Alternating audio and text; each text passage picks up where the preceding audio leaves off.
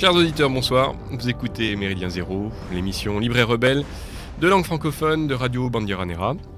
Et donc ce soir, pour s'occuper de vous et vous apprendre une foultitude de choses, Gérard Vaudan. Bonsoir à tous, et à toutes d'ailleurs, tiens. Et moi-même, Jean-Louis Roumégas. Et l'invité que nous allons vous présenter pas plus tard qu'après une petite introduction, puisque le thème de ce soir, c'est le rock et nous. Première émission d'une série consacrée en fait à la dimension culturelle de notre combat, comme on dit, et à un moment de tout ce qui peut nous intéresser comme support et comme média pour essayer de diffuser notre façon de voir les choses. Alors nous n'avons rien contre le rock, les auditeurs ont pu s'en rendre compte puisque non seulement nous mettons des pauses musicales, mais généralement ce sont des pauses musicales de ce style musical-là. Bien au contraire donc, mais on peut se demander jusqu'à quel point le rock a quelque chose contre nous, puisque depuis 40 ans, le rock et la mouvance jeune, on va dire nationaliste au sens très large, quel que soit ce que chacun y met derrière, donc vivent une histoire un petit peu compliquée, faite de rendez-vous réussis, puis surtout de rendez-vous très nombreux et ratés. Alors en apparence, une explication simple, le rock serait une musique de rébellion contre la norme sociale, donc de gauche, la mouvance droitière étant forcément attachée à la tradition et au conformisme social, c'est ce que nos adversaires essaie de donner de nous comme image. Rien évidemment n'est plus faux et on va essayer de le démontrer ce soir avec notre invité, à savoir Jacques Marchal. Bonsoir. Alors Jacques, on va essayer de vous présenter un petit peu, même si normalement comme on dit, la formule est de mise, ce n'est pas à faire puisque nombreux sont les auditeurs à vous connaître, je pourrais espérer. Donc vous avez en fait un double engagement à la fois politique et justement culturel, et en l'occurrence musical. Même si ça va au-delà, puisque vous êtes aussi dessinateur. Il paraît. Oui.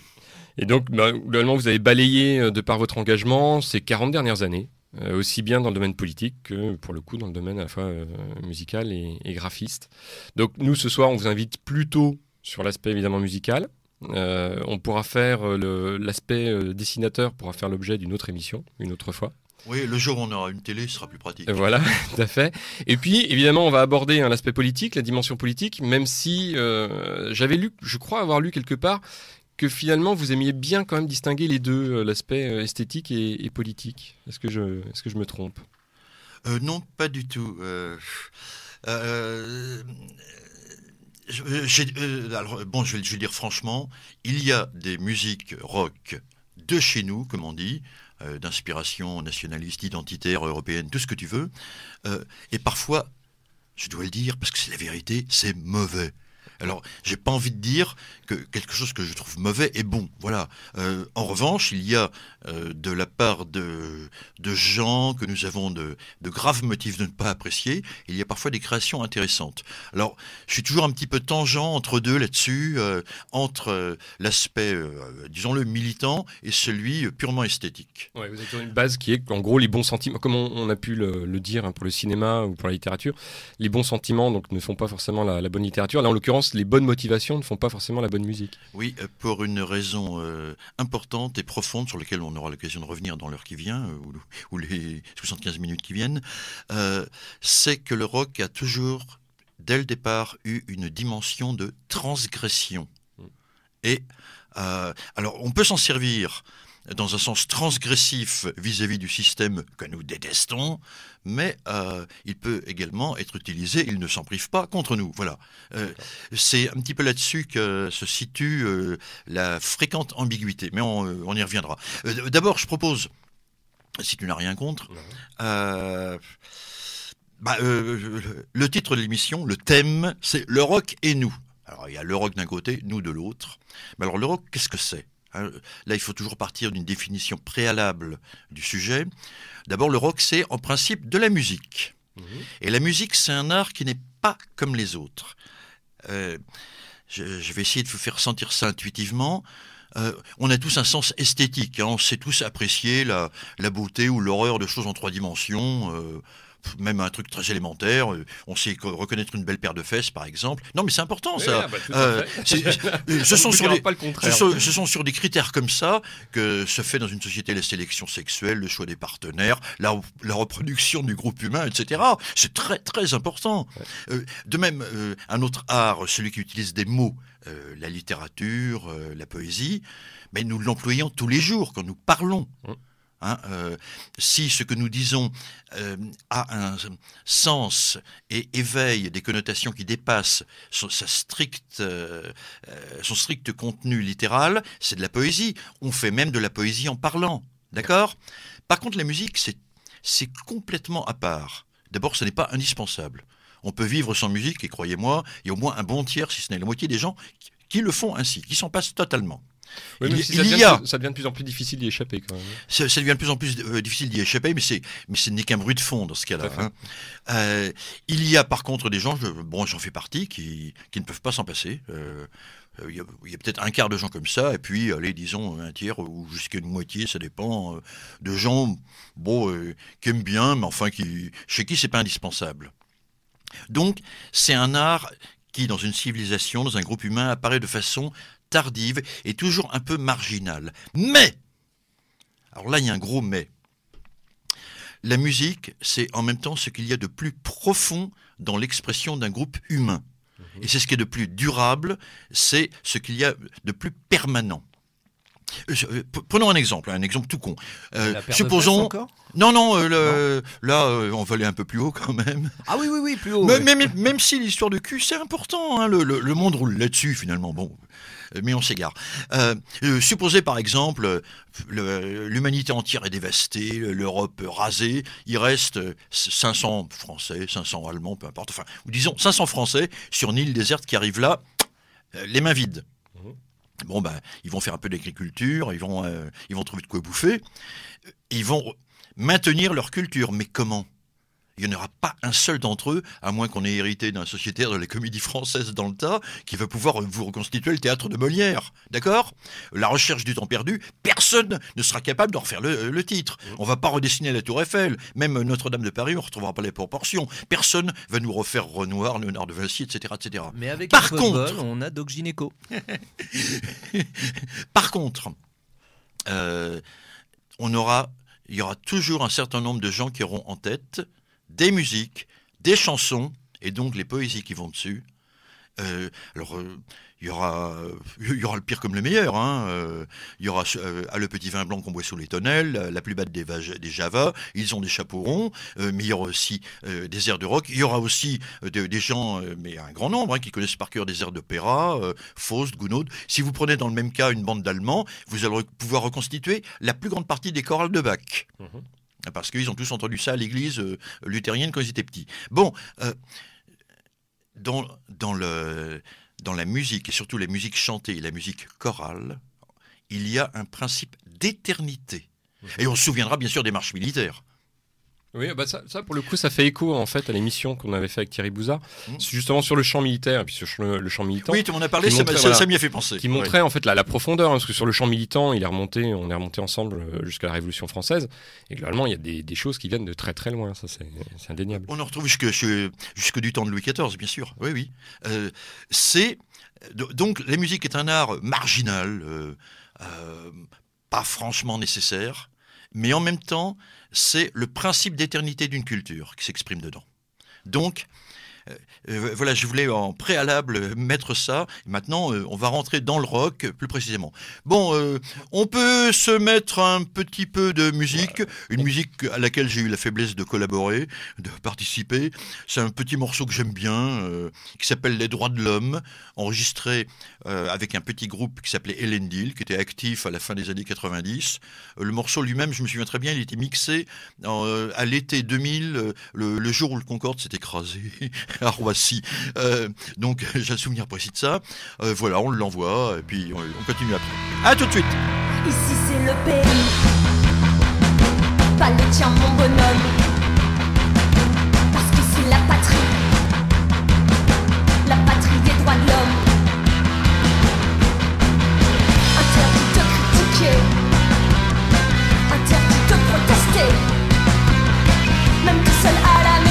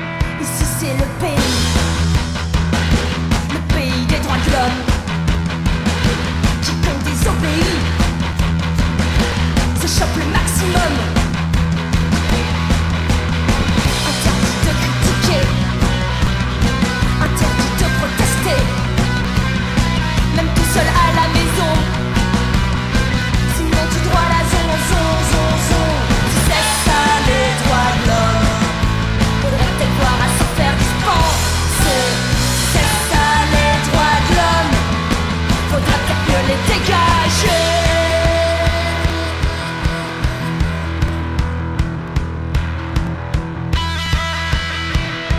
Ici c'est la patrie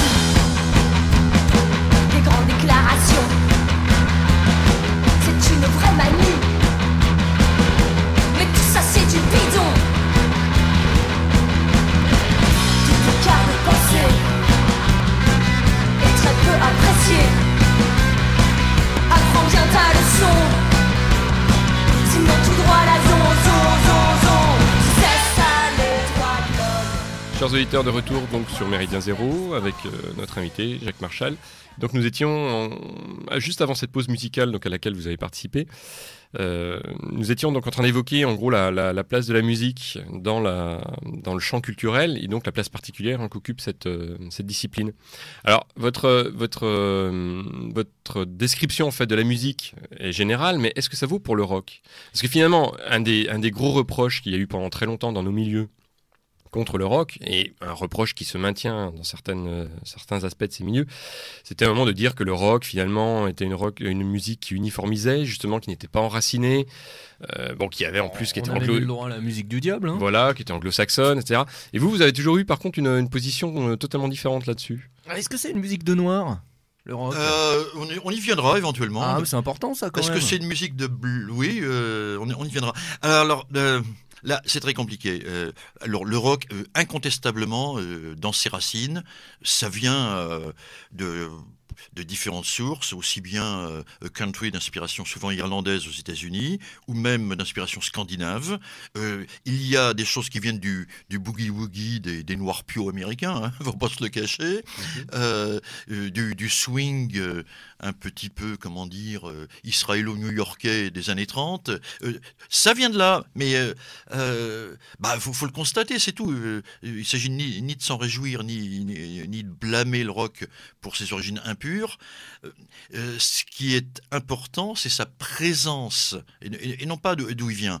Alors, sur sa présence, on sait comment ça éclate. Ça éclate au milieu des années 50 aux États-Unis, et ça explose en Europe à un moment très très précis, en 60-61.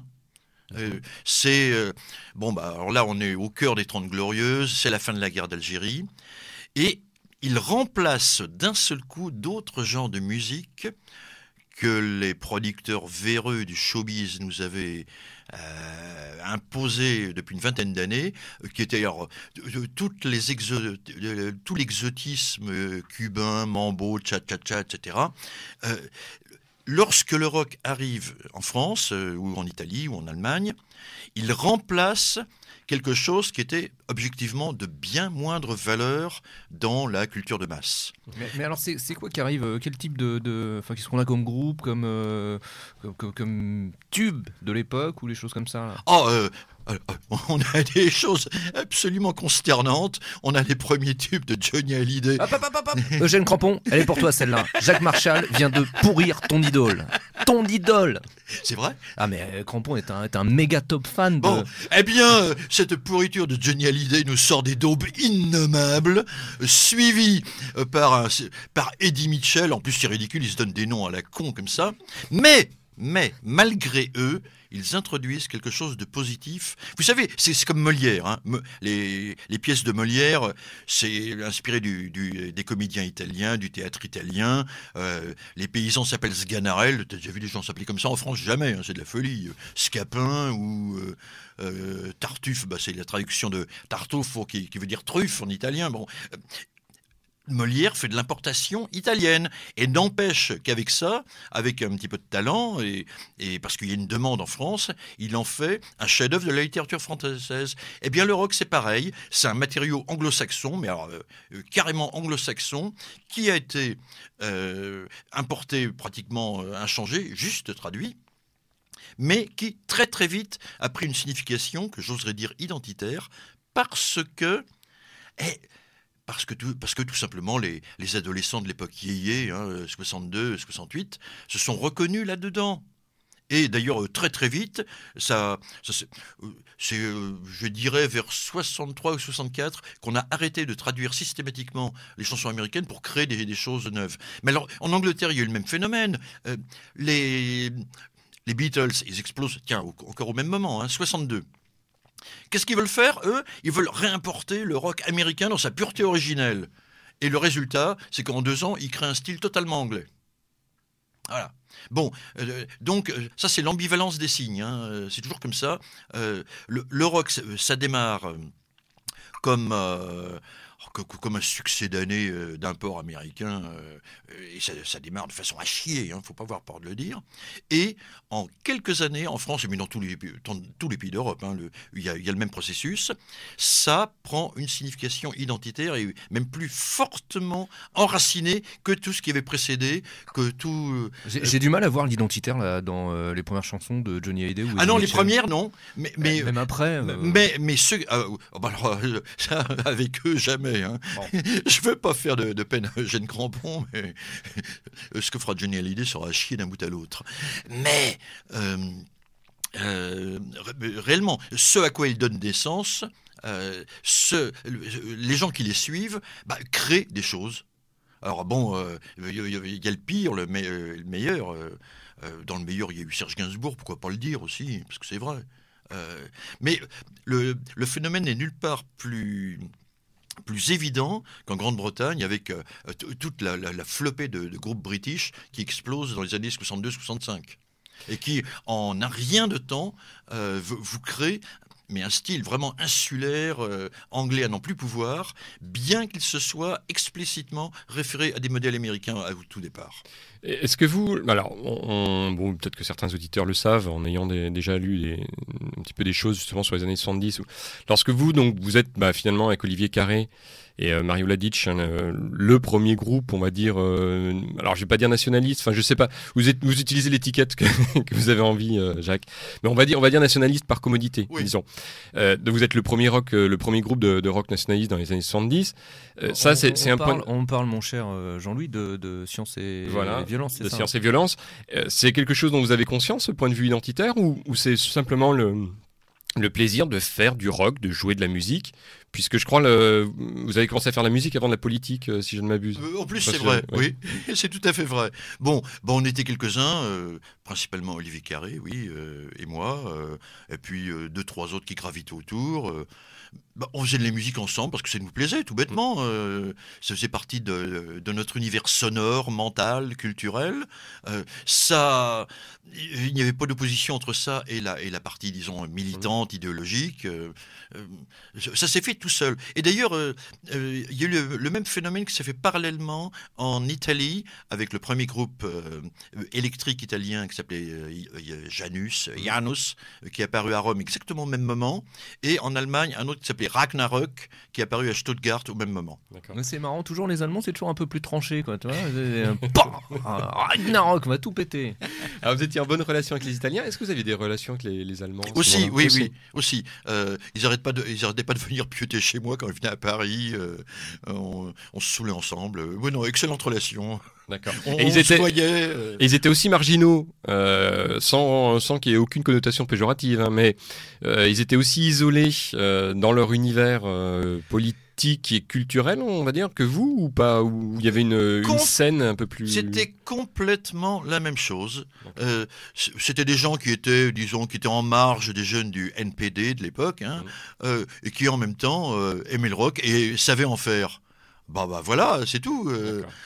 Il n'y a jamais eu de contradiction. Alors si, autrefois, plutôt vers 66-67, alors là, il y avait une contradiction frontale. La plupart des mouvements nationalistes, d'extrême droite, etc., patriotes, vomissaient explicitement le rock.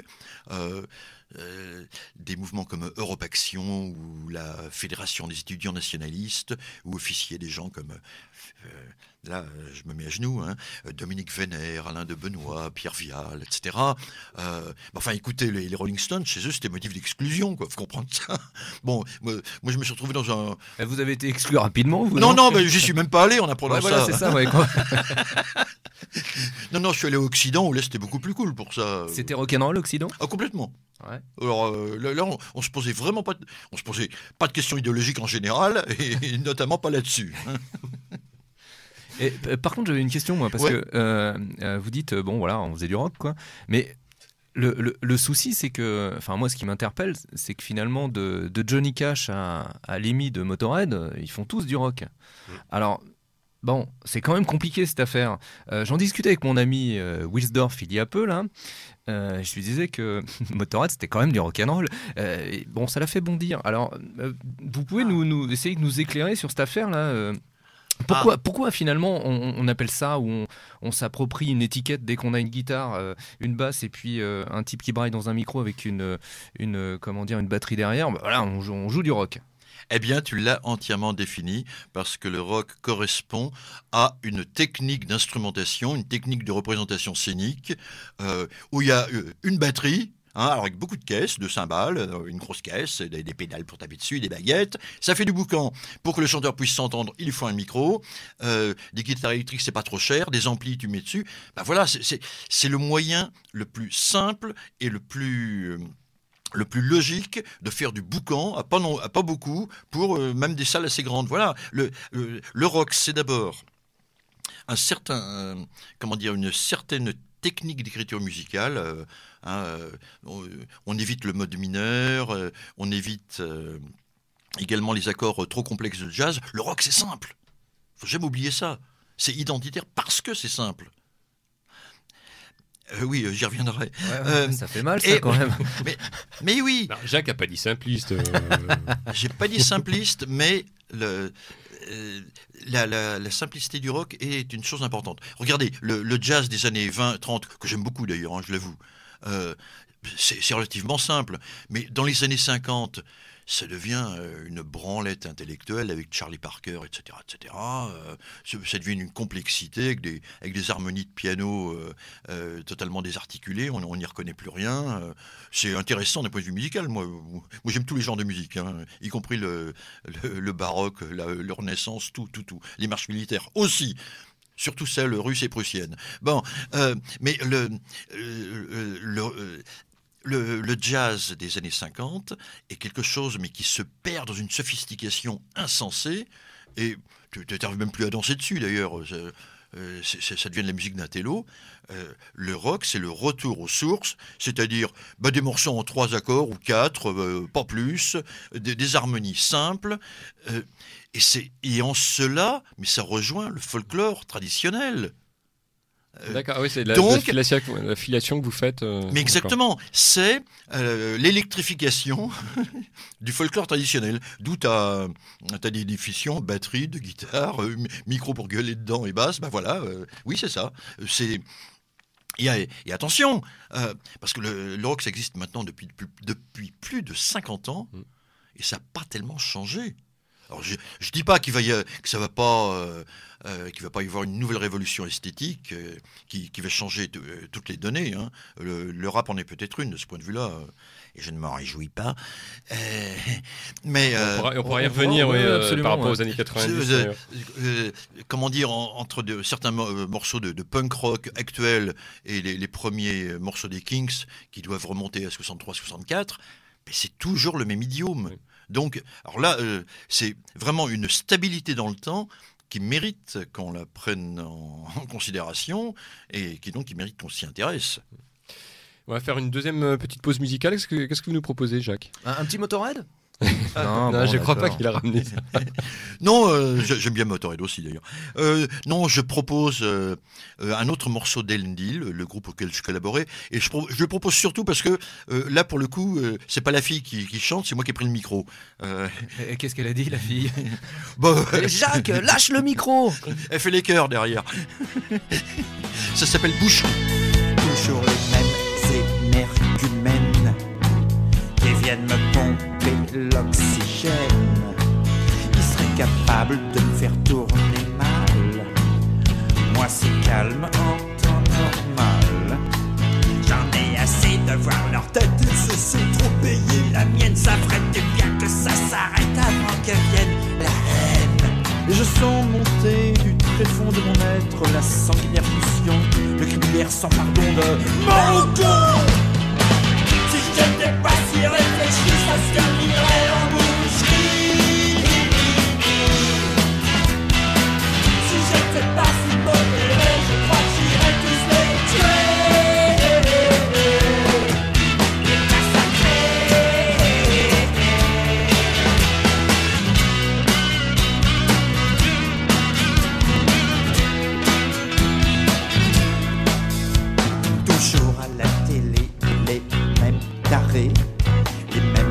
chanteurs qui passent aux 20h. Dans les journaux, les mêmes ragots, les mêmes sornettes dans les gazettes. À France Info, les mêmes escrocs. À France Inter, les mêmes fonceurs. Et le détritus de Canal+. Toujours cette sale engeance qui fait perdre patience. Il va falloir qu'on pense à programmer la vengeance. Si j'étais pas si réfléchi, ça se terminerait en boucherie. Si j'étais pas si modéré, je crois que j'irais tous les tuer. Les massacrer. De retour sur Méridien Zéro. Donc après cette pause, après cette chanson Boucherie, donc par Hélène Dill. Qu'est-ce que vous avez fait à part Science et Violence dans les années 70, Jacques? Est-ce que vous avez fait d'autres, il y a d'autres enregistrements, il y a d'autres styles peut-être de rock? Il s'est passé un truc bizarre à cette époque, aussi bien donc à Paris qu'à Rome qu'à Stuttgart. On a démarré en même temps et on s'est arrêté en même temps pour des raisons que je m'explique pas. On avait fait un petit peu donc des morceaux militants, etc. Puis on s'en était un petit peu fatigué. On a eu tous en même temps la tentation de passer au synthétiseur. Alors là, c'était New Wave, Kraftwerk. Oui, tout ça. ça c'est quelque chose que vous aimez bien. J'en ai fait un peu. Qu'est-ce que c'est ça, Kraftwerk machin, là, Werk? Je sais pas ce que c'est, moi. Kraftwerk. Alors, il faut vous expliquer. Oh la vache, chers auditeurs, vous auriez vu le regard de Jacques Marchal, là, je viens de prendre un taquet monstrueux. Là. Kraftwerk, c'est le groupe sans doute le plus copié depuis les Beatles. C'est un groupe allemand qui est apparu en 73, qui a commencé à faire d'énormes tubes en 74. Le tout premier s'appelait Autobahn. Wir fahren auf der Autobahn. Ah oui, je vois bien, ouais. Et qui était le premier groupe de rock à utiliser une instrumentation totalement électronique. Bon, ce style, ça a un peu tourné au procédé au bout de 10-15 ans, bien sûr, mais la techno trouve son démarrage là-dedans. D'accord. Et en même temps, Kraftwerk, ils ont introduit une sorte de révolution esthétique. Ils avaient l'arrêt sur le côté, les cheveux courts et des cravates. Oui, c'est vrai que globalement, ils sont en rupture complète. Ils ont lancé, c'est vrai qu'ils ont lancé un vrai style. Ils ont lancé un vrai style. Ils ont été responsables d'une révolution esthétique à l'intérieur du rock. Bon, tout ça s'est poursuivi aujourd'hui dans la techno, dans l'électronique à fond, qui est un courant intéressant. Il faut que ça existe, ça aussi. Ça a démarré avec Kraftwerk. Et moi aussi, d'ailleurs, je me suis intéressé aux synthétiseurs à ce moment-là. C'était des trucs japonais qui étaient un petit peu primitifs par rapport à ce qui existe aujourd'hui, horriblement cher, mais on s'amusait bien avec. Ça donnait des sons inédits. Puis c'était génial pour faire les rythmes binaires et les mesures bien carrées qui sont constitutifs du rock. Justement, l'époque, en fait, toute cette fin des années 70 était quand même bouillonnante en termes de... on peut reprendre ce vieux slogan, Do It Yourself, qui était le slogan du mouvement punk. Pourquoi finalement, comment expliquer qu'il y ait aussi peu de choses qui aient émergé chez nous? Est-ce que c'est vraiment ce regard, cette hostilité au rock, ou parce que c'était trop tôt ou Non. Alors, je dirais, en ce qui me concerne, la variété de styles qui se sont développés à cette époque et la qualité d'ensemble, c'est devenu tellement ébouriffant qu'on n'avait même plus qu'il y avait trop de choses à écouter pour avoir le temps de faire de la musique. D'accord. Voilà. Parce que c'était à l'époque où démarre le punk aussi. Oui, tout à fait. Et donc des présupposés qui auraient pu nous être qui auraient pu nous être positifs, justement à se passer des majors. God Save the Queen, j'adorais. Mais c'est également l'époque où culmine Pink Floyd avec The Wall. Il y a aussi des choses plus répétitives comme la disco qui perce également à ce moment-là. C'est extraordinaire la floraison qu'il y a eu. Ouais. Et rien. Mais par contre, chez nous, non, rien. Ouais. Là, c'était vraiment une période de basso. Époque d'après-crise, d'après-choc pétrolier, fin de l'époque Giscard, c'est une époque assez chiante. C'est sûr que côté rock'n'roll, Giscard, voilà quoi. Voilà. Bon, Non mais Et vous aviez quel regard sur le rock français, pour le coup, si on part sur quelque chose d'un peu enraciné? Le rock français, je sais pas, je pense par exemple à Téléphone, ou c'est des groupes qui vous intéressaient, voilà. nonobstant leur orientation politique, ou... Ben voilà, des gens comme Téléphone ou Renault, typiquement. Ta-ta-tan. Gérard Lambert, c'était typiquement Oui, c'est Baudin. des gauchards, des gens qui avaient décidé de ne pas nous aimer. Mais en faisant ce qu'ils faisaient, ils faisaient un travail de qualité, hein, et en le faisant en français, ils prenaient ipso facto une signification identitaire. Oui, parce que puis même anti-système, etc. Enfin, argent trop cher, Ouais, c'est bien sûr. extraordinaire quand même comme titre. Même, comment dire, ce cri de haine contre la France qui s'appelle Hexagone de Renault, on adore l'écouter, faut pas déconner, toi aussi. Absolument. Lui, je sais pas. Je suis un grand fan de Renault. Ouais, contrairement à ses parents, nous sommes bien sur Radio Méridien Zéro. Hein. Avec Arrive Crampon, on écoute ça tous les deux Ah ouais. en préparant les émissions, bien sûr. D'accord. Arrivent les années 80, là c'est le grand désert, à part le rack. Ouais. Alors, le rack, lui, c'est une... on va pas refaire cette histoire-là, elle est assez connue des spécialistes. Hein. C'est une dérivation du punk. Initié en particulier par Screwdriver, que tout le monde devrait connaître. Formidable groupe d'ailleurs. Hein, je suis Absolument. un grand fan de All Screwed Up, moi, le premier album qui est extraordinaire.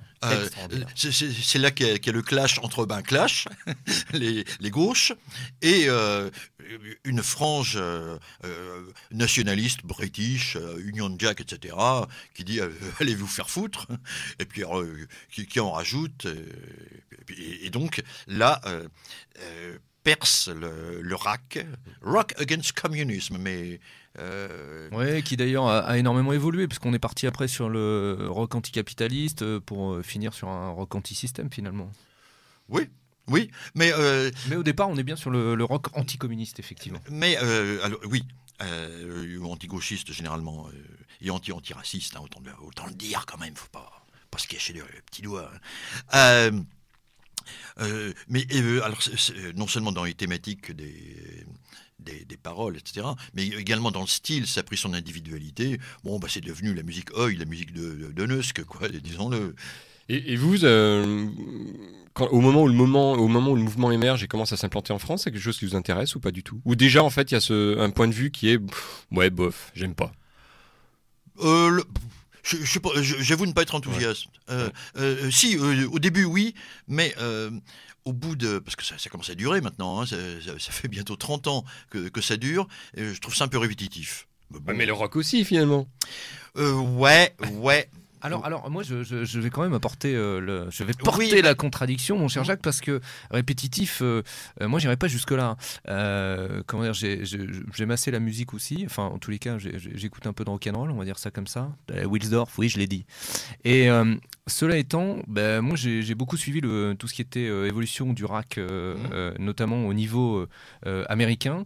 Et aujourd'hui, il y a des courants musicaux que moi j'aime particulièrement, qui sont notamment le hatecore, ou bien on a une espèce de white metal, etc. Oui. C'est-à-dire qu'on a aujourd'hui des productions musicales, notamment aux États-Unis, qui sont quasi pro, mais qui font, alors effectivement, un style musical à part. Hein, tout ce qui est hatecore, c'est un espèce de hardcore hyper speed, etc. Mais ce que je veux dire, c'est qu'en tous les cas, ça a évolué, et c'est même s'il y a toujours forcément un espèce de style musical de base, rack, c'est un peu, c'est lourd, ça appuie, enfin voilà. Ça appuie, il faut toujours chanter avec une voix éraillée de regomme. Alors non, disons qu'il faut être élevé ils ont tous le même look. Voilà, bonne poignée de gravillon tous les matins. Ils ont tous le même look. Je trouve que c'est... alors là, c'est un genre qui s'est auto-stéréotypé, je trouve. Ouais, mais attention, il y a des gens très bien qui en sont sortis. Oui, l'important c'est d'en sortir finalement. Bien sûr, on va en écouter un tout à l'heure. Tiens, on va le mettre. Allez, zou. Mais non, mais que je présente d'abord. Ah, pardon. Que je présente. Vous avez, peut-être que c'est dû être traité sur cette antenne, hein, je sais pas, je l'écoute pas à temps complet. Le problème, ce qui est arrivé au consul d'Italie à Osaka, oui, absolument. voilà, Mario Vattani. Oui, voilà. non, ça je crois Okay. qu'on en a parlé. On en a parlé un membre de Casa Pound en fait, Voilà. Notamment, j'arrive pas à prononcer le nom du groupe, c'est Soto machin. Sottofascia semplice. Moi, c'est ce que je disais à l'instant là. Et donc là, oui, il vient de se faire éconduire gentiment. Oui, bon, alors, on s'est aperçu, le type, ça fait 20 ans qu'il fait du rock, mais il a fait une carrière diplomatique en même temps, c'était assez amusant, mais il a démarré dans le rock gros qui tâche, hein. Et, mais alors, comme ce type, alors j'ai pas peur de le dire, c'est un génie, je suis son plus grand fan sur Terre, je crois. Comme ce type est un génie, il a fait évoluer son style, il a inventé vraiment des choses extraordinaires, aussi bien en mettant de la guitare que de l'électronique. Et ça, on va en écouter un petit bout. Je trouve que c'est très impressionnant. Et puis alors dans ses textes, c'est un poète d'une qualité. Enfin, ce mec est un génie. Je dis Mario Vattani, le leader du groupe SFS. Vous tapez SFS Italiano sur YouTube, vous en trouverez des échantillons. C'est génial. Et là, on va s'écouter un petit bout d'un morceau qui s'appelle Perseo. Avanti col primo gruppo, tutti in piedi e giù dal furgone. Avanti con le mani dietro la testa, tutti in fila davanti al plotone. Guardate in alto, guardate per terra, non mi interessa che cosa guardate. Non abbiamo né bende né sigarette, state fermi e non parlate. E che sarebbe quello sguardo severo? Che cos'altro mi vorreste insegnare? Che vorreste che vi dicessi? È troppo tardi, non c'è niente da fare. Avete visto, dopo tutto non conta.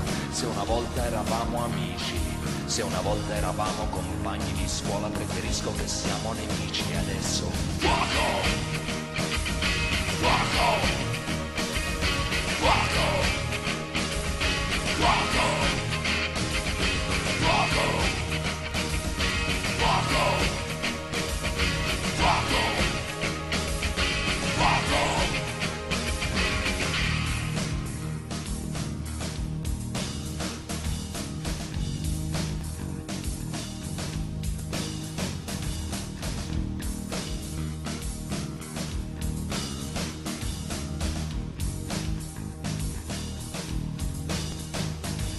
Avanti col secondo furgone, aprite i lucchetti e le porte, fate scendere tutte le belle signore che gridano così forte.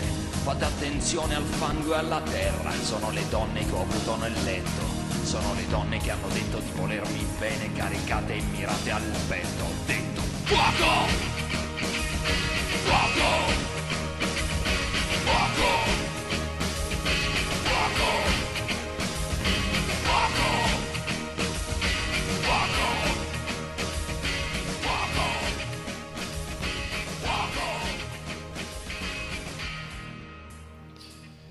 De retour sur Méridien Zéro, donc pour cette émission consacrée au rock. Donc c'était ce morceau italien nous permet de faire une petite transition parce que finalement dans les années 80 en Italie par contre il se passe des choses contrairement à la France. Ouais.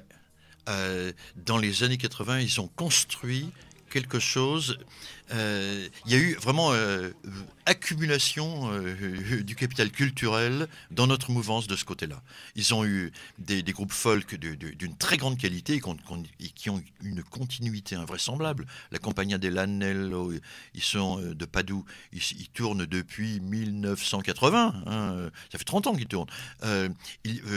À Milan, à Rome, et même alors dans des petites villes de province jusqu'en Sardaigne, et ils ont vu fleurir des groupes d'une qualité incroyable.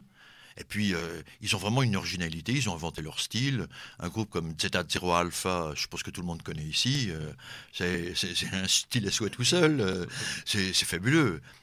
Là, ils ont passé le seuil critique où il y a accumulation, autofécondation, fertilisation croisée, et où ça fleurit dans tous les sens. Et oui. On n'a pas eu ça en France. Ça veut dire qu'il y avait une scène, c'est-à-dire qu'il y avait un public. Alors, et moi, en plus, je commence on n'a pas eu ça en France. Je vais quand même encore mettre un bémol, c'est parce qu'on a quand même une scène qui a son importance en France. Je ne sais pas si on peut parler de scène alternative ou pas, mais en tous les cas, années 80, mi-80, je commençais à traîner mes Doc Martens. Martins quand même.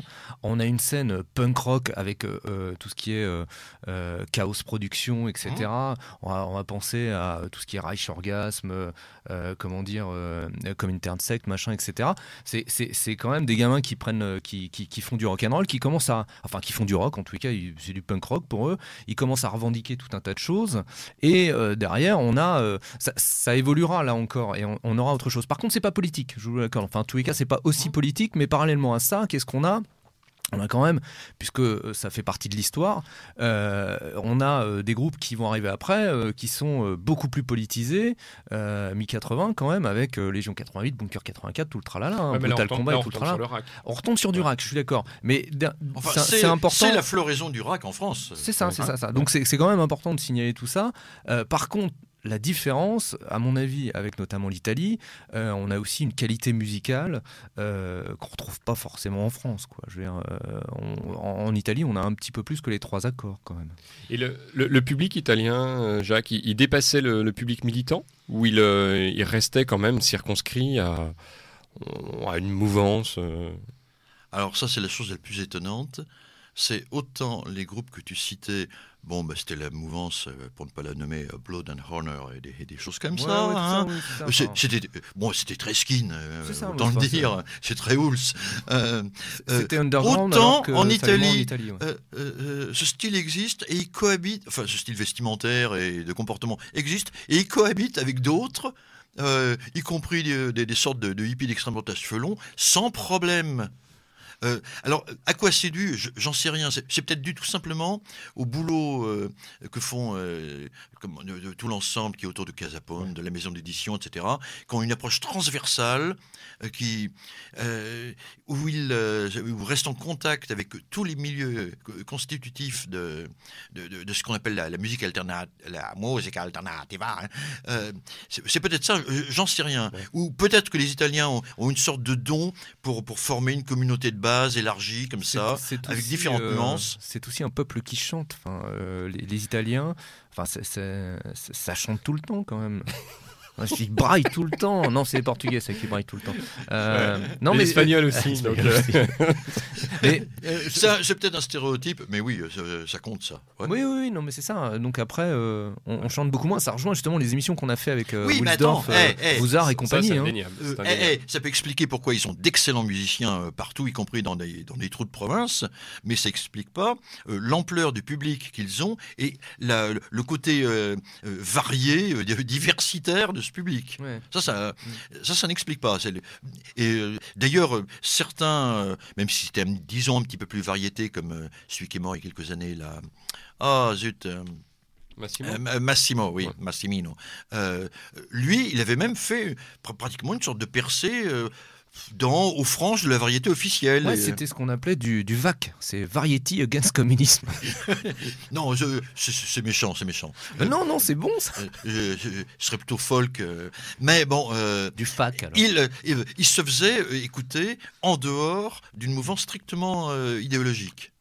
Et ça, alors en France, on en est à il y a Nolwenn Leroy là en ce moment. Mais... Ceci étant, dans les années 80, alors visiblement ça a l'air de changer en Italie, dans les années 80, je suppose qu'ils étaient infiniment moins emmerdés, on va dire aussi, qu'en France, par ce qu'il est commun d'appeler la police de la pensée. Et on peut se le permettre puisque nous avons fait une émission sur Orwell et donc nous avons appris du vocabulaire. Parce qu'a priori, dans la scène italienne, en fait, subissait quand même une répression bien moindre, ou des emmerdements, on va dire, pour dire les choses vulgairement, infiniment moins qu'en France. Oui et non. Mais alors ça, c'est peut-être dû au fait qu'il y avait carrément, dans les milieux qui nous sont proches, une frange carrément terroriste et qui concentrait sur elle toutes les foudres de l'État, de la police, des carabiniers, des gauches et de tout ce que tu veux, et de la justice. Et par contre, le reste, qui faisait partie, pour une grande partie, d'un mouvement politique officiel, le MSI qui est devenu, Alliance Nationale, le reste, on lui foutait la paix. Oui, c'est vrai. En fait, ils servaient de paratonnerres. Les Italiens avaient un paratonnerre que nous n'avions pas. Ils avaient des paratonnerres plus ou moins dingues ou plus ou moins manipulés, j'en sais rien, mais qui posaient des bombes. Je ne dis pas que dans l'idéal, il faudrait qu'on ait ça en France. Ne me faites pas dire ça. Ah bon, non. Alors là, on n'oserait pas. Nous sommes très loin de le penser. On va faire une troisième ou quatrième, je sais plus, là je m'y perds. Enfin, une autre pause. Voilà, une cher autre Jean-Louis. pause. Oui, merci. Alors, Jacques, qu'est-ce qu'on écoute, Jacques? Bien, je propose allez, un petit Ellen Deal où j'interviens là aussi, parce que je l'ai écrit, c'est une chanson qui m'est venue en 5 minutes comme ça. Elle s'appelle J'ai tout compris. Ce J'ai tout compris, en l'occurrence, c'est d'inspiration ska, parce que c'est une chose qui était également très populaire dans notre mouvance naguère. Voilà.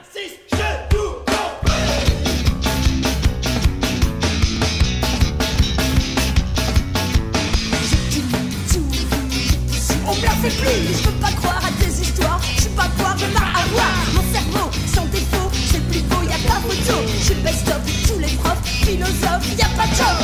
C'est très vilain, carrément hideux, d'avoir l'esprit étroit, alors qu'il n'y a qu'à travailler comme un cinglé de façon systématique. C'est ainsi que j'ai ensuite rien oublié et tout appris. J'ai tout compris.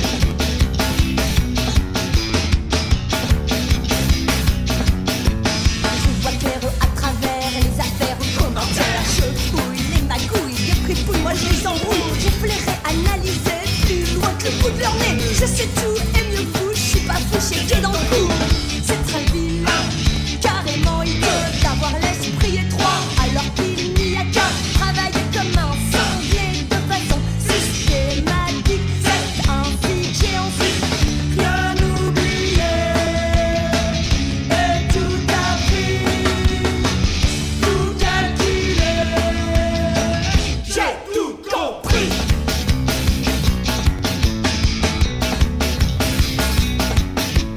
Les cavales infernales, je me régale à leur faire du match. Des antennes souterraines qui traînent et qui me renseignent sur les sectes abjects que je détecte et qui me dévectent. Oui, je suis l'ennemi des lobbies, moi je le cherche. C'est très vilain, carrément hideux, d'avoir l'esprit étroit, alors qu'il n'y a qu'à travailler comme un cinglé de façon systématique. C'est ainsi que j'ai ensuite rien oublié et tout appris, tout calculé. J'ai tout compris.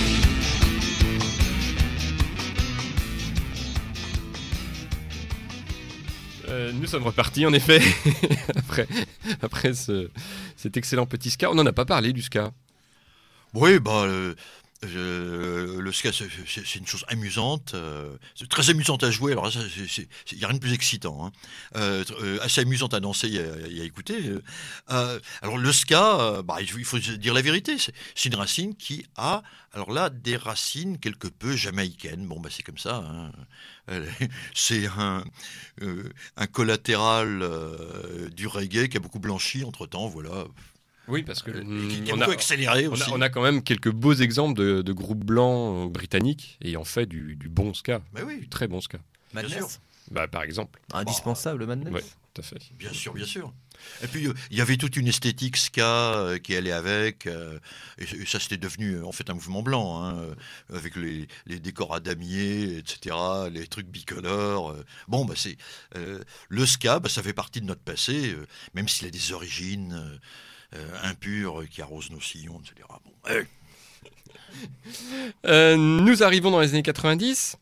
Et là, il y a il y a une sorte de petite renaissance quand même, puisqu'on va voir une floraison de groupes, en particulier en France. C'est ce qui vous a donné envie de vous y remettre, ou comment ça s'est fait? Comment ça s'est passé? Alors, comment ça s'est passé, le fait que je m'y remette ou le fait que ça explose? Les deux, on va faire les deux, hein, on est, on est généreux. Eh bien, disons, parce que c'est la réalité, au milieu des années 90, il y a des gens qui étaient des très bons musiciens, là, il faut le dire, qui ont formé deux groupes phares. L'un, c'était Vaevictis. L'autre, c'était In Memoriam.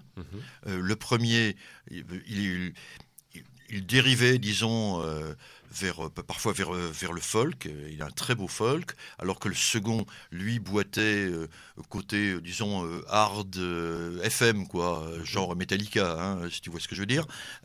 Mais ils faisaient leur boulot très très bien. Il y avait aussi, à cette époque-là, ça c'était la base sociologique du truc. Il y a eu toute une inflation du FNJ.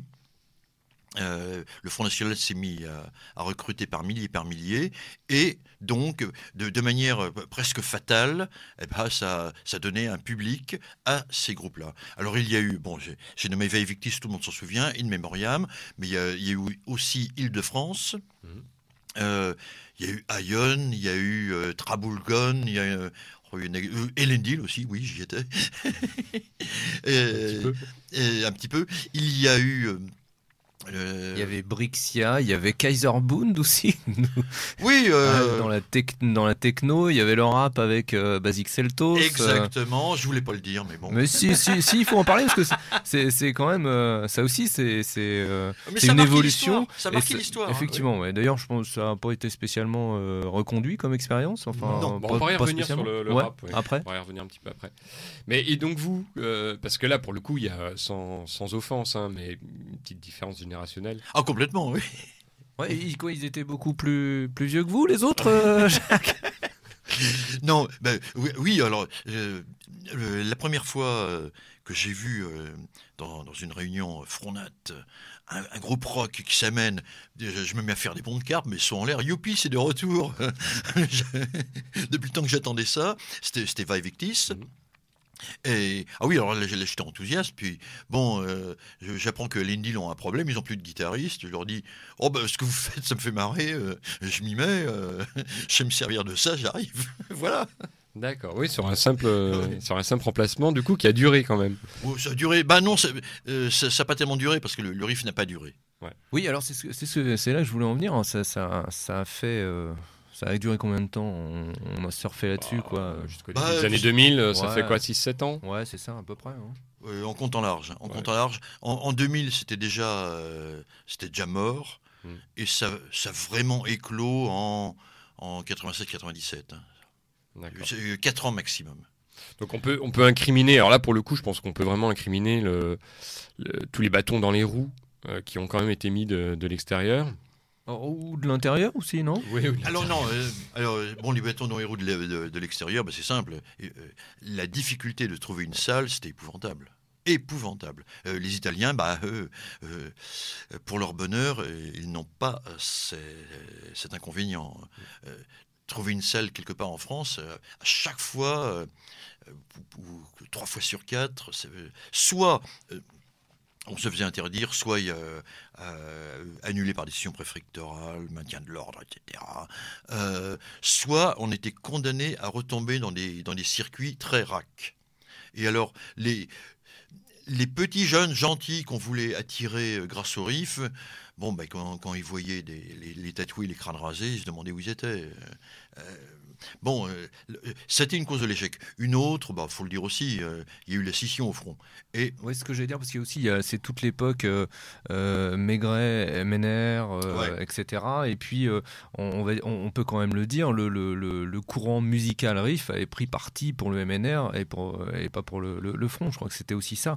C'est en tous les cas une des explications. Est-ce qu'il n'y aurait pas... C'est malheureusement la vérité. Oui. Et puis, en majorité, ils ont basculé côté Maigret, puis ils se sont retrouvés entraînés dans le naufrage, quoi. Oui, je crois que c'est clair. Est-ce qu'on peut parler aussi peut-être de qualité, ou en tous les cas, de qualité qui expliquerait en partie l'échec? C'est-à-dire que tous les groupes n'avaient pas le même niveau, on l'a vu. Maintenant, il y a quand même des titres de certains groupes où c'est... c'est particulier quand même. On se retrouve un petit peu dans la configuration qu'on évoquait en début d'émission. C'est-à-dire que c'est vrai que peut-être qu'une partie du public en fait a suivi parce qu'ils étaient des nôtres et que en fait confrontés à une concurrence loyale, on va dire, avec d'autres groupes musicaux, finalement certains de ces groupes n'auraient pas tenu très très longtemps. Alors ça, c'est un problème. Je crois que j'en avais déjà parlé dans Réfléchir et Agir une fois. C'est que comme le riff était cantonné à un public captif, à un marché captif qui nous prenait parce qu'il n'avait rien d'autre, qu'on soit un bon ou un mauvais groupe, c'était pareil. Ouais. Donc la qualité n'était pas stimulée. Oui, c'est exactement ça. Oui, on est sur un principe de darwinisme musical. Oui, finalement. mais Faussé, finalement. complètement faussé. C'est pour ça que bon, les gens de Vaivictis, à un moment, ils sont fatigués, quoi. Ils avaient l'impression de tartiner de la confiture à des cochons. J'exagère, mais ils auraient fait de la merde, ils auraient été tout autant applaudis. À quoi bon alors? Oui, non, tout à fait. Sur le rap, donc, bon, vous avez un point de vue qui je pense est globalement le nôtre, hein, qui est de considérer qu'on n'est pas... Que le rap est parfaitement dispensable. Voilà. Mais je vais expliquer pourquoi. Là, il y a des raisons culturelles plus profondes. Ouvrons la parenthèse. La plus grande révolution musicale et même esthétique de tous les temps est celle qui est survenue entre, disons, le XIIe et le XIVe en Europe, XIIe et XIVe siècle en Europe, lors de l'invention de la musique polyphonique. Ça a l'air de rien, mais on s'est aperçu pour la première fois dans l'histoire du monde qu'on pouvait chanter des trucs différents ensemble et que ça faisait quelque chose de beau, en chantant en chœur des choses différentes, et qu'on pouvait même varier les accords sur un orgue ou un luth. C'est complètement dingue, mais personne n'avait eu l'idée avant. Hein. Avant, la musique, c'était le grégorien. Hein. Et le grégorien, c'est comme de la musique arabe. Hein. C'est-à-dire une musique, la musique modale, qui se définit par des modes, mais pas par des tonalités, qui se dévie de tout droit. C'est la musique arabe, la musique chinoise, la musique indienne. C'était la musique romaine antique, c'était la musique grecque, c'est la musique turque, c'est toutes les musiques du monde. Voilà, elles ont été comme ça. Sauf à un moment. En gros, c'est le premier schéma musical que peut produire finalement une culture, quelle qu'elle soit, dans le domaine musical finalement. Oui. Mais la seule. Vraiment, l'unicité extraordinaire de la révolution polyphonique vers la fin du Moyen-Âge, ça s'est produit une seule fois. Hein, c'était jamais arrivé. C'était une révolution mentale. Il faut s'imaginer la modification de point de vue que ça peut supposer. C'était d'ailleurs une révolution esthétique contemporaine et c'est significatif, ça, à l'art gothique. Ouais. Où justement on voit des tas de détails différents mais qui convergent vers un ensemble. Et puis, histoire de se jeter des fleurs, ça a démarré en France, surtout en France, un peu en Flandre, relayé immédiatement en Angleterre, puis en Allemagne, en Italie, etc. Bon, de la même façon que l'art gothique était appelé l'art français à l'origine. Exactement. Bon, la musique polyphonique, ou ce qu'on appelle aujourd'hui la musique occidentale, la musique moderne, la musique tonale, enfin tout ce qu'on veut, qui est maintenant la seule musique, le reste est dans les marges. Enfin, pas tant que ça, parce qu'il y a le rap, justement. Or, le rap est une musique modale, une musique primitive. Écouter du grégorien aujourd'hui, c'est un archaïsme qui est très beau. Par contre, faire du rap, d'un strict point de vue de logique historique, c'est une régression. Ouais, en fait, on est sur une involution. Une involution totale. Bon, mais qui, comme le rock, de même que le rock repose sur l'amplification, les batteries, les micros, de même le rap, lui, il repose sur le pillage, le sampling. N'importe qui peut faire une rythmique rap en collant une phrase piquée ailleurs en boucle dessus, puis voilà. Et puis, d'accord. Bon, honnêtement, quoi qu'on fasse, même si parfois il peut y arriver que les rappeurs fassent des textes intéressants. Hein. Parfois, ça va un petit peu au-delà du dictionnaire de rimes, ce qu'ils font. Pas souvent, hein, mais en soi, c'est de la merde en bâton. D'accord. En tous les cas, c'est et politique. Tout sauf une révolution. Appelle ça une involution, pour parler comme Julius, ou une régression. Oui. Alors du coup, je sais bien, c'est un peu polémique, mais est-ce que les camarades qui à l'époque ont tenté des choses de ce côté-là, finalement, si on vous suit, ils sont un peu fourvoyés finalement? Ou il fallait quand même essayer? C'était rigolo, je sais pas si ça a vraiment eu un public. Et je dirais pas que ça m'a vraiment enthousiasmé, voilà. D'accord. Mais en même temps, il y a encore un chanteur de rap là, plus ou moins du milieu identitaire. Hein, comment s'appelle Goldofaf. Oui, c'est ça. Alors, il y a Goldofaf, puis il y en a un deuxième aussi. Hein. Fasque. Voilà, c'est ça. Voilà. Bon, moi j'ai écouté les deux.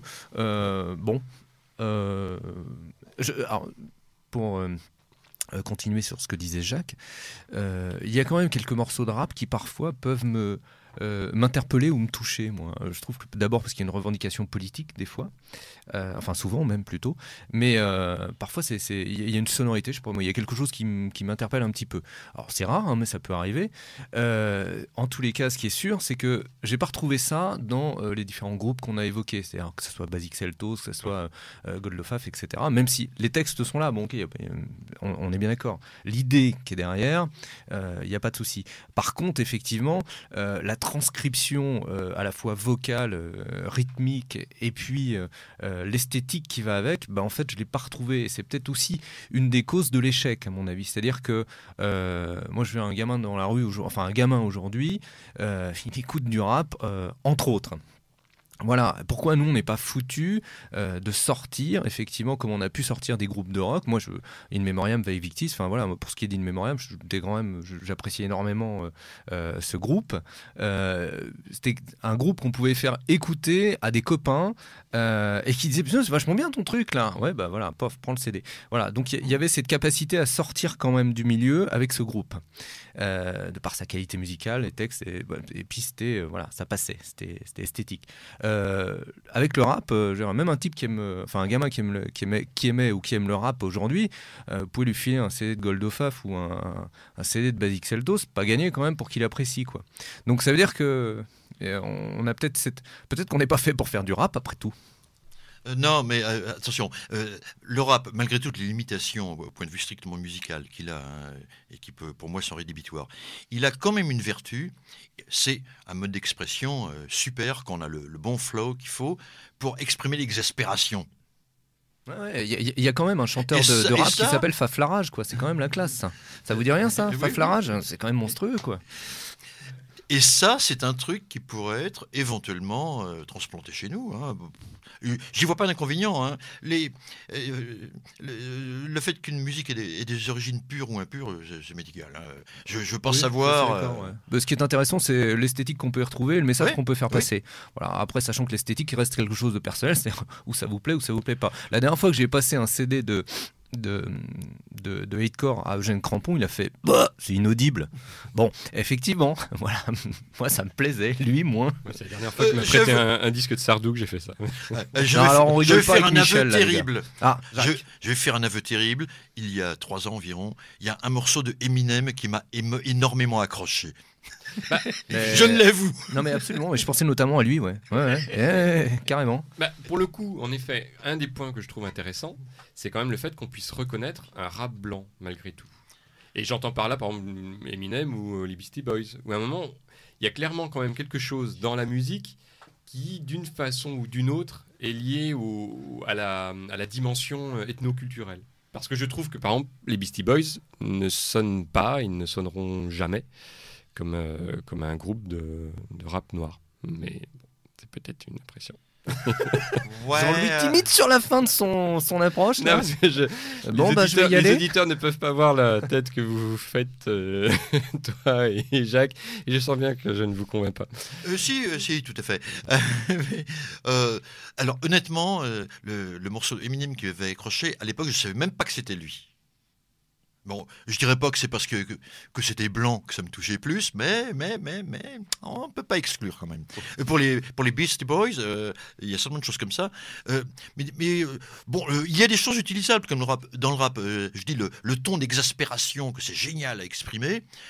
Mais par exemple, on le retrouve, mais comme un ornement, comme un truc superposé à autre chose, dans je sais pas les Red Hot Chili Peppers par exemple. Hein. Et ça, c'est utilisable. Les musiques impures, quand j'entends des mecs, des fous du rap qui me disent « Ah non, ça vient du blues, donc c'est interdit. » Non. Oui, on se limite vite, cette petite course-là. Alors, qu'est-ce qu'on s'écoute, les enfants, là, derrière? Bon, tiens, on va remettre... le super Ellen Deal, non, fois, Jacques, ça fait beaucoup. Stop. Non, on va se remettre le super génie Sottofascia Semplice, SFS, le groupe de Mario Vattani, le plus génial des groupes romains, italiens, européens et sans doute mondiaux, dans un morceau qui s'appelle Come Mai. Ma che bel mondo di merda che vi siete costruiti, ma quanti complimenti che vi siete meritati. Allora eccoti seduto con le mani nei capelli che ti chiedi come mai anche quelli a cui volevi tanto bene sono pronti al tradimento. Come mai anche qui al centro, nonostante il tuo stipendio, non è più questa la vita che vi avevano promesso, e i bisogni ed i diritti che vi avevano concesso restano solo baccarozzi e non andranno via, perché lo sporco da cui vengono vi si è incrostato nella vita. E guardate il vostro mondo come perde, come arranca, tutti quanti comandanti di una nave che già affonda. Ecco qua le vostre anime nell'inferno dei cialtroni a cercare nuovi trucchi, nuove giustificazioni. Vi chiederete come mai, vi chiederete come mai, vi chiederete come mai, vi chiederete come mai, vi chiederete come mai. È perché avete rinunciato a difendere il futuro di ciò che vi è stato dato, e per questo i vostri figli non vi sanno rispettare, non conoscono il rispetto, non hanno niente da imparare, sempre allegri e pronti a tutto, alle 5 di mattina, imbottiti di pasticche, merendine, cocaina. Sono questi i vostri giovani, vi dovevano salvare, sono andati fuori strada con la macchina del padre. Sono questi i vostri giovani a cui avevate insegnato i valori della pace e gli errori del passato. Sono questi i vostri giovani democratici, sinceri, rimbambiti da giochetti, puttanate, cellulari. Vi chiederete come mai, vi chiederete come mai, vi chiederete. Alors après Mario, c'est reparti donc, pour notre émission sur le rock. Bon, si on ne parle pas de certains courants, je pense qu'on va se faire détester par énormément de monde. Là, on a dit un petit peu ce qu'on pensait du rap, et on a, sans avoir fait le tour de la question, on a quand même déblayé un certain nombre de choses. Ça mériterait quand même une émission entière avec un ou deux rappeurs dans le, oui, dans le studio, parce que juste comme ça, mais on n'en a pas parlé. L'année dernière, avec des camarades du MAS, j'étais à Area 19 et y arriver là, pour le fameux concert sur tout un week-end là. Et c'est vrai que je sais plus si c'était le vendredi ou le samedi, mais on a eu le droit à notre rappeur local qui a fait son show, et c'était assez sympathique d'ailleurs, hein. Ouais. Mais voilà, enfin comme quoi le rap italien existe. Est-ce que sur d'autres courants, est-ce que vous avez un intérêt, par exemple, je sais pas, je pense à tout le courant néo-folk, dark, je sais pas, des groupes comme Arditi, tout ça, ce côté martial là, ou également tout l'aspect métal du Nord, Ultima Thule, c'est des courants que vous avez suivis, ou oui, vous regardez ça de très loin? Je regarde ça plutôt loin, oui. J'avoue. Je dirais que j'écoute ça pour me tenir au courant. Mais de même, contrairement à beaucoup de gens, je suis pas du tout fan de Rammstein, par exemple. Ouais. Sous prétexte que c'est l'air de rouler sur des chenilles, tout le monde aime ça. Mais...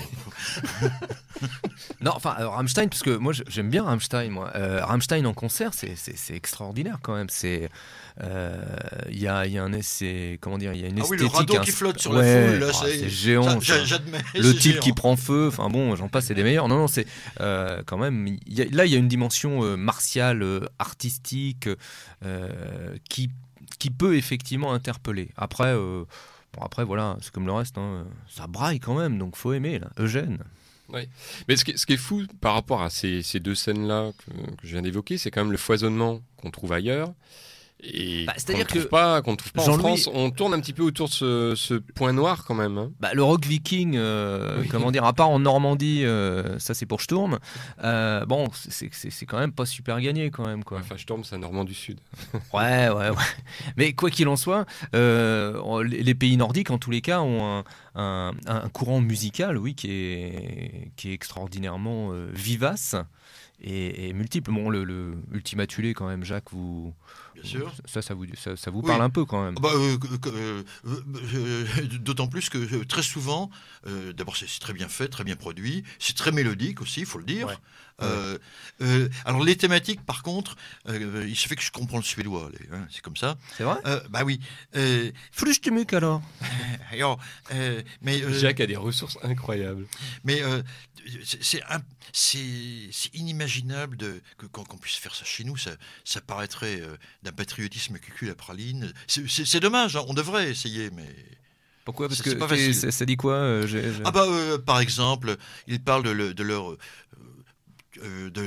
nostalgie du folkhemmet, qui est le concept de la social-démocratie suédoise, la nation, l'État, en tant que foyer du peuple, où lui se tient bien au chaud. Et puis, ils ont de très beaux textes, là, pour exprimer que ce truc est en train de casser la gueule, qu'ils sont dans un État qui ne les protège plus. Bon... c'est pas facile de faire une chanson là-dessus. Mais ils en ont d'autres, c'est sûr. C'est comme la légende de Barat, Viala, du Guesclin, pendant les guerres de Charles XII. C'est pas Ouais, facile. c'est peut-être pas super vendeur en France, effectivement. Est-ce qu'un des échecs du riff en France, ça n'a pas été de ne pas réussir à créer sans penser à une esthétique unifiée, hein, mais quelque chose qui soit plus large? Parce que finalement, dans les années 70, un des intérêts, rétrospectivement, hein, et je dis ça vu de très loin avec une différence générationnelle, mais vous faisiez la musique, vous dessiniez aussi, ça faisait quelque chose qui était assez global finalement. Ça, on l'a pas eu dans les années 90. Alors, il y a eu des tentatives autour de la BD, mais on peut pas dire que ça a été couronné de succès. Est-ce que finalement la musique comme support de diffusion des idées, est-ce que finalement tout seul, lorsque c'est isolé, est-ce que c'est pas voué relativement à l'échec? Est-ce qu'il faut pas autre chose que la musique pour qu'à un moment il y ait un support et que ça porte et qu'on arrive à un vrai courant?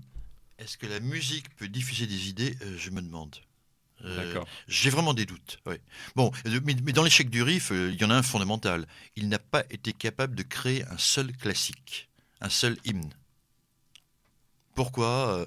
Parce que c'était fait de styles juxtaposés, histoire de ressembler à une école, alors que c'était pas une école. Oui. Mais il y a eu beaucoup d'énergie, pas mal de qualité produite pour peu de résultats, il faut l'avouer. Un mouvement, c'est comme tout, un mouvement de masse, ça se décrète pas. Un mouvement culturel, ça se constate, mais ça s'invente pas a priori. Hein. Tu peux pas dire, prendre un bout de papier ou aller au tableau noir. Ouais, on va faire un mouvement culturel qui va faire passer des idées, etc. C'est toujours l'illusion métapolitique. Ouais. Allez, ça reste une équation Qui a compliquée. fait beaucoup de ravages. Et en même temps, en Italie, les groupes de notre famille de pensée diffusent des idées. Les textes ne sont pas neutres. Est-ce qu'ils diffusent des idées ou est-ce qu'ils entretiennent plutôt la culture de leur milieu à eux? D'accord, oui, c'est vrai que c'est une distinction. Oui. Moi, je sais pas, parce que vous le disiez tout à l'heure quand même, ils sont écoutés, voire diffusés en dehors de leur milieu d'origine. Donc finalement... Assez peu quand même, assez peu. C'est assez marginal. Par contre, eux, ils ont des hymnes. Ils en ont, oui. Ouais. Mais ils arrivent quand même à se faire écouter un petit peu en dehors du milieu parce que... mais alors là, on tombe sur la poule et l'œuf, hein, parce qu'ils ont la qualité. Ouais. Et pour avoir la qualité, il faut du temps. Pour avoir le temps, il faut pouvoir s'appuyer sur une base solide, pouvoir rayonner un petit peu, etc. C'est cumulatif. Quand on réussit le cercle vertueux, ça va. Quand on est en train de tourner en rond dans un cercle vicieux qui ne marche pas du tout comme en France, on grince des dents. Depuis la fin d'Ellen Deal, vous avez essayé de reprendre quelque chose, un projet musical? Non. Non, j'avoue. Il m'arrive d'enregistrer des trucs pour moi tout seul, point barre, parce que c'est pour mon hygiène de vie, quoi, sans plus. D'accord. Si, de jouer aussi avec des amis comme ça à la maison, on sort les amplis. Ouais. Oui, parce que par ailleurs, vous êtes, je sais plus où j'avais lu ça, vous êtes collectionneur de guitare, non? Exact. Oui, il doit y en avoir comme 35 à la maison. Ah oui. À jouer en même temps, ça va pas être facile, hein. Non? Ouais, ça demande un peu de technique, c'est tout. C'est pas parce que tu ne sais pas faire qu'il faut en dégoûter les autres. C'est vrai. Bon. Là, apparemment, il y a une petite reprise. Bon, alors, il y a un ou deux groupes qui ont réussi à se maintenir. Je pense en particulier à Insurrection. Apparemment, si j'ai bien compris, Inmemoriable se reformerait, ferait un concert à Rome. Alors en tous les cas, ça c'est sûr, oui, c'est exactement le fameux concert dont je vous parlais tout à l'heure à Area 19, donc cet été, non pas cet été, c'est quoi, mois de mai, mois de juin, voilà, mois de mai, ce printemps. Mois de mai. Oui, bien vu, Jean-Louis. Fin mai, voilà, c'est fin mai, et donc effectivement, In Memoriam se reforme. Et premier concert depuis quoi, 10 ans, quelque chose comme ça. 10 ans. Ouais. C'est quoi? C'est un frémissement? Il n'y a pas grand-chose à en dire. Faut voir venir. Est-ce que Hôtel Stella tourne encore? Oui, a priori. Oui, ça existe toujours, oui. Parce que oui, ça fait partie des petites survivances, des petits phénomènes de rémanence du riff. Bon, ce qui est sûr, c'est que si un frémissement, alléluia, hein, tant mieux. Ouais, mais en tous les cas, on n'est pas dans le parce qu'on même aux heures de gloire, on avait quoi? On avait 7-8 groupes, quoi. Voilà, c'est quelque chose comme ça. Oui. Hein, donc c'est-à-dire qu'en fait, même si il y en a plusieurs encore groupes plus ou moins bidons, parce qui étaient faits de membres d'autres groupes. Oui, mais bon, ce qui est sûr en tous les cas, c'est qu'aujourd'hui, on parlait d'Insurrection, on parle d'Hôtel Stella, aussi, ça nous fait 2-3 groupes par-ci par-là. Il y en a sûrement d'autres, parce qu'après, je suis quelque peu éloigné de cette scène musicale quand même. Mais ce qui est sûr, c'est que on n'est pas monté dans les tours, en tous les cas, c'est clair, quoi. Je veux dire, on n'est pas à une vingtaine de groupes où on peut y trouver son bonheur, quoi. Qu'est-ce que vous nous proposez, Jacques? Eh bien, je propose encore un morceau de Sottofascia Semplice, le génialissime groupe de Mario Vattani. Vous prenez YouTube, vous tapez SFS et puis mettez à côté Musica ou Italiano, vous tomberez dessus. C'est génial, c'est fabuleux et ça s'appelle Tenaglia, tenaille. Mi chiamo Tenaglia, chi mi cerca mi trova, ma chi mi prende sbaglia. 2 lame, 2 volte una, 2 falci di luna, un sorriso di acciaio che tutto taglia. Mi chiamo Tenaglia, è vero si dice che la mia forza è la tua, ma non so se riuscirai, se veramente potrai distendere lo spazio che hai tra le sopracciglia, perché mi chiamo Tenaglia e per me ci piglio, sa di coniglio, la tua rabbia mi fa sorridere, la tua furia mi fa ridere. Tu, mitico, mitologico, granitico, patologico, eroe armato a difesa di patria e Stato, Dio e famiglia, lasciami perdere perché mi chiamo Tenaglia e sono fatta per recidere, incidere, irrimediabilmente ledere ogni maestà di parola, ogni maestà di immagine. Mi chiamo Tenaglia e come Medusa io ti presento una voragine di pietra dura e rifiuto il passo, il respiro e anche lo spazio ad ogni umano che giudica cosa è sano e cosa va contro natura.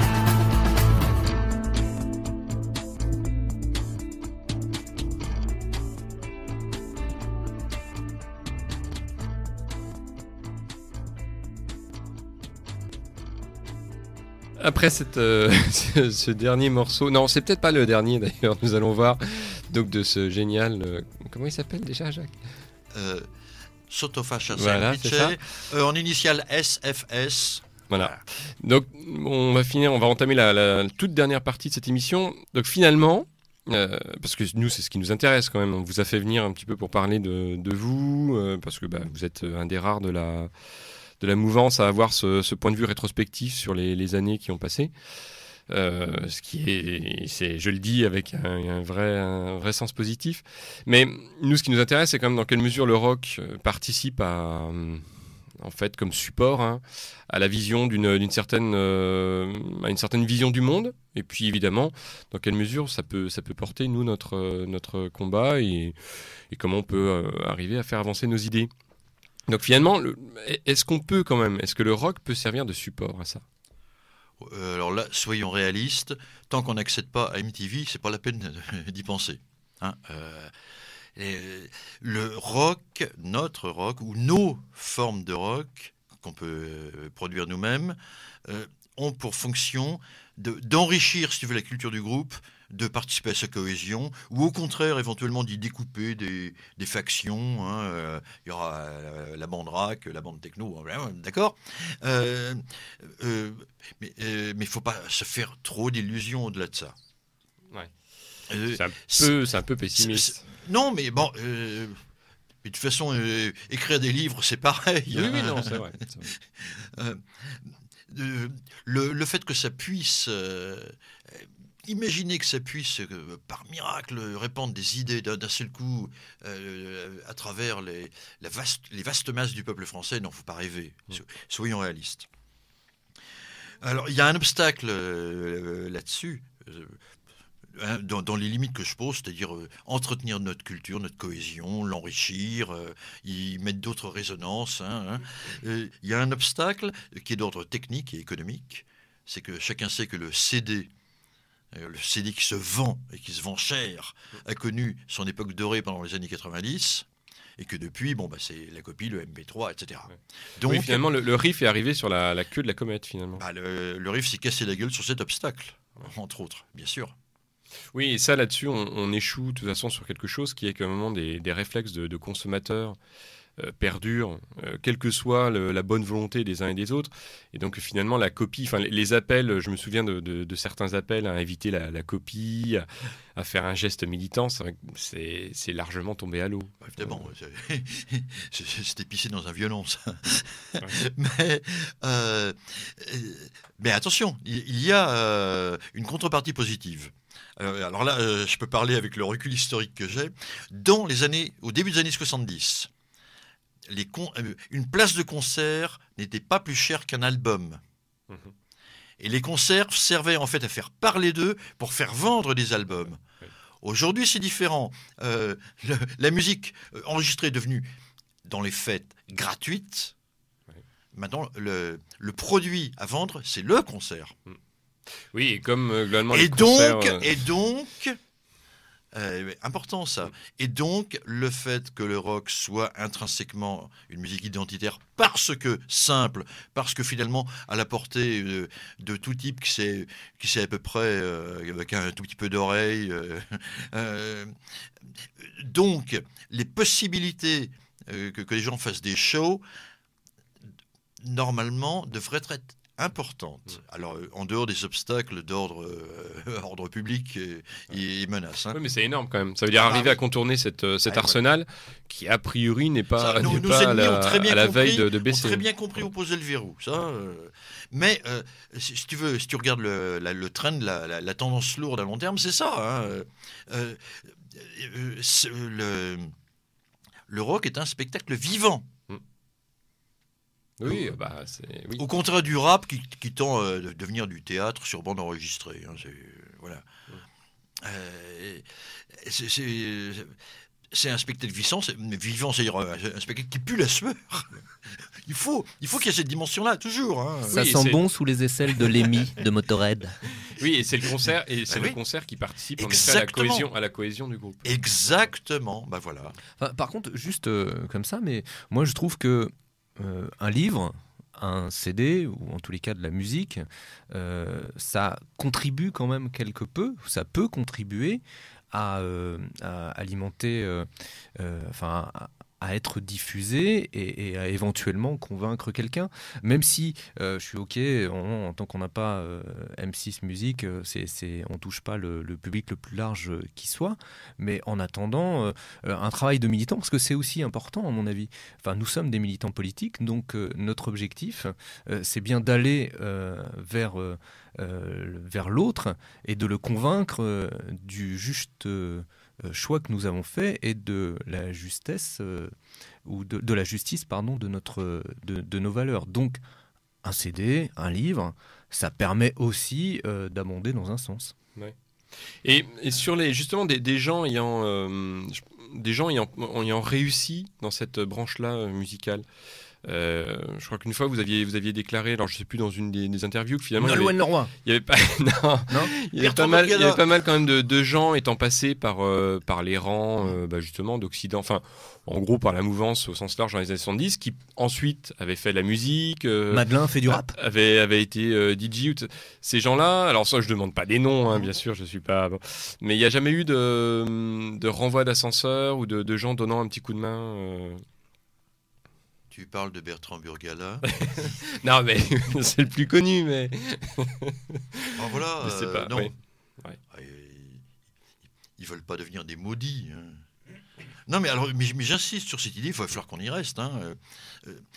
Autant les supports enregistrés, c'est sans espoir. Hein. Même moi, ces disques, j'ai dû les chercher chez moi, je les trouvais plus. J'ai tout en MP3, évidemment.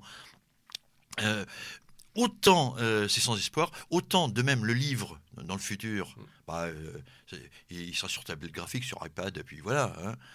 Autant aucun support numérique ne peut remplacer un concert sur scène. Ouais. C'est ça le truc important. Oui, c'est là-dessus qu'il faut arriver à se battre, mais c'est sans doute le plus difficile. Sur des groupes qui, justement, eux, auraient le droit de faire des concerts, est-ce qu'il existe actuellement des groupes qui, finalement, porteraient cette dimension identitaire et qui seraient reconnus par le système, en gros, qui ne seraient pas directement issus de nos rangs, hein, mais qui, en même temps... je pensais tout à l'heure, on parlait du rap, et hors micro, on évoquait Manao. C'est vrai qu'il a pu exister, il y a pu y avoir des groupes qui, comme ça, portaient cette dimension-là et qui, sans venir de chez nous, pourtant, avaient réussi dans le système. Tout à l'heure, vous avez cité des exemples serbes, russes et polonais. Oui, d'accord. Donc on retombe sur ouais. Tu poses la question, on avait déjà la réponse. En France, je vois pas. Ça m'emmerde d'être pessimiste, vraiment, hein, mais... c'est pas la peine de crier victoire. Visiblement, j'ai raison d'être pessimiste. Voilà. D'accord. On fait une dernière petite pause rapide avant de se quitter. Ce sera pas une pause, ce sera un hymne d'adieu. D'accord.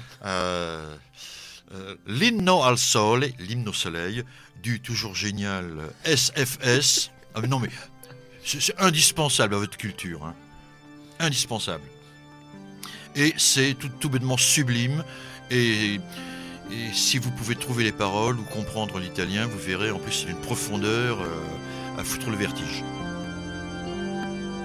Non ci saranno più 1000 ideali, non ci saranno più 1000 valori, non ci saranno più 1000 doveri.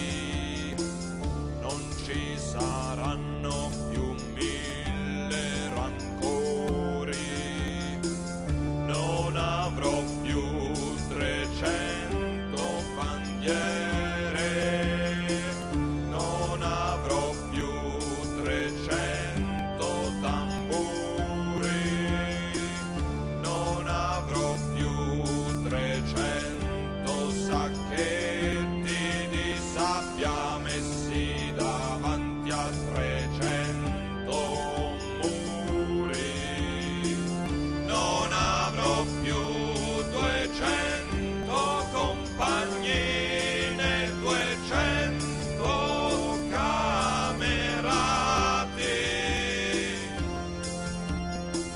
ne potrò dire di avere 200 nemici a cui tirare 200 sassate.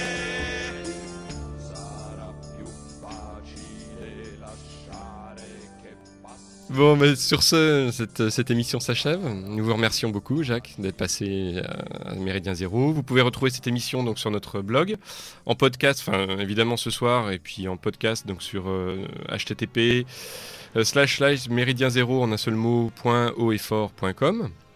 Gérard, merci. Ce fut un plaisir, mon cher Jean-Louis.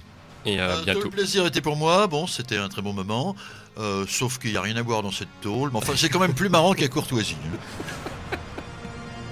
Bon, bah, un bon mot pour finir, hein, ça montre bien que à l'abordage, Et pas de quartier.